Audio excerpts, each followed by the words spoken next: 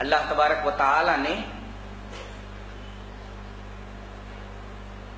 کائنات کے قانون اور قوموں کی تباہی کی ایک سنت جاریہ بیان کی ہے کہ قوموں کو تباہ ہم کیسے کرتے ہیں. دیکھو وما ارسلنا فی قریۃ من نبی الا اخذنا اہلها بالباساء والضراء لعلهم يضرعون ثم بدلنا مکان السیئۃ الحسنۃ حتى عفوا وقالوا قد مس آباءنا الضراء والسراء فاخذناهم بغتة وهم لا يشعرون.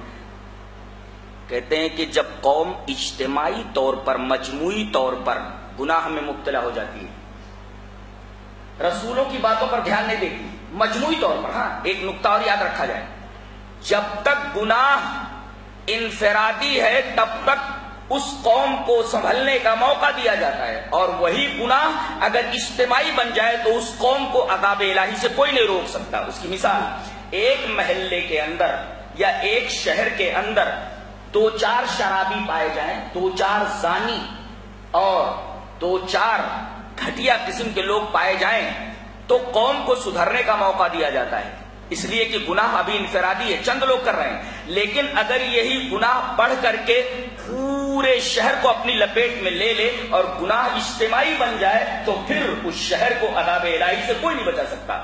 تو نقطہ یہ ملا کہ گناہ جب تک انفرادی ہے تب تک قوم کو سنبھلنے کا موقع دیا جاتا ہے، اور گناہ اگر اجتماعی بن جائے تو پھر اللہ کا عذاب نازل ہو کر رہتا ہے. یہاں اللہ تبارک و تعالیٰ کے عذاب کی سنت جاریہ اور اس کے عذاب کا قانون یہ بتایا گیا کہ قانون کیا ہے، عذاب الہی کی سنت جاریہ کیا ہے، عذاب آتا کیسے ہے.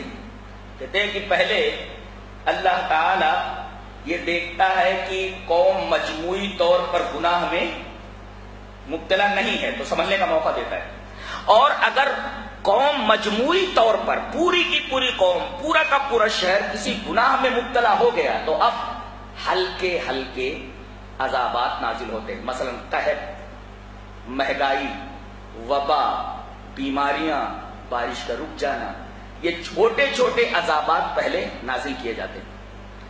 اور جب لوگ نہیں سنبھلتے، اس کو سیریسلی نہیں لیتے، جبکہ اللہ کا عذاب ہوتا ہے، اس کو لائٹ لے لیتے ہیں، تو پھر اللہ تبارک و تعالی ان کو عذاب میں مبتلا نہیں کرتا، بلکہ پھر بارش برساتا ہے، پھر رزق میں فراوانی عطا کرتا ہے، دولت کی ریل پیل ہو جاتی ہے، دکانیں خوب چلنے لگتی ہیں.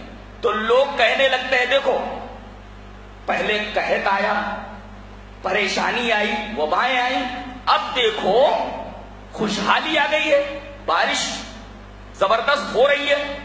اور کہتے ہیں کہ ایسا تو ہوتا رہتا ہے، ہمارے آبا و اجداد کے اوپر بھی ایسے ہی آتا رہتا تھا.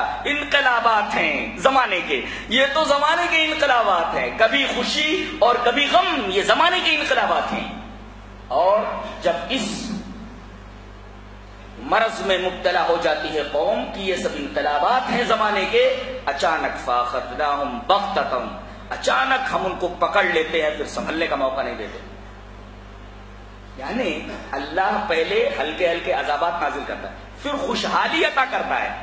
اس خوشحالی پر جب وہ مغرور ہو جاتے ہیں اچانک ان کو پکڑ لیا جاتا ہے اور سنبھلنے کا موقع نہیں دیا جاتا. اس کا مطلب یہ ہوا کہ کبھی کبھی خوشحالی بھی بطور عذاب آتی ہے. آدمی کو ہوشیار ہو جانا چاہیے، خوشحالی بھی بطور عذاب آتی ہے.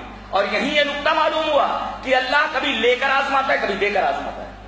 صحت دے کر آزماتا ہے، صحت لے کر آزماتا ہے، دولت دے کر آزماتا ہے، دولت لے کر آزماتا ہے. لہذا دونوں پہلوؤں پر آدمی کی نظر رہنی چاہیے، کبھی بھی اس کا قدم صراط مستقیم سے منحرف نہ ہونے پائے.